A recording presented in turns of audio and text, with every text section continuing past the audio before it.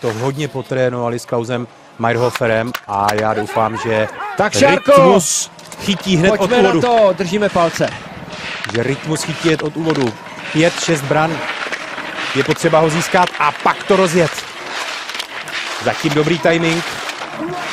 Úzko najeté branky.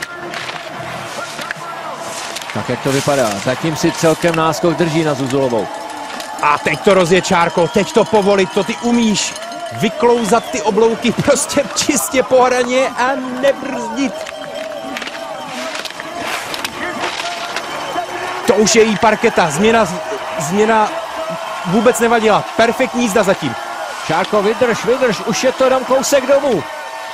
Šárka Strachová, tak co? Já si myslím, že je rozhodnuto. Šárka Strachová! Máme medaili! Máme medaili! Šárka Strachová to dokázala! Je první a má jistou medaili! Fantazie!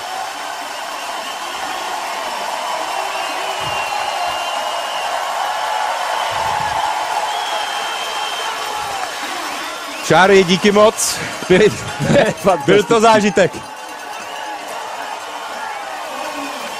Ať už to dopadne jakkoliv, tak to bude 4. medaile Šárky Strachové z mistrovství světa a tím se posune v tom pořadí nejlepších minimálně přes Marlies Šildovou, která zatím získala v letech 2003 až 2011 3 medaile, 1 zlatou a 2 stříbrné. Šárka už má teď jistou minimálně bronzovou medaili, 4. ve své kariéře, tak to je něco.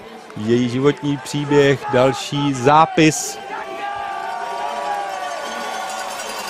do deníčku, který tedy je velmi různorodý za poslední roky.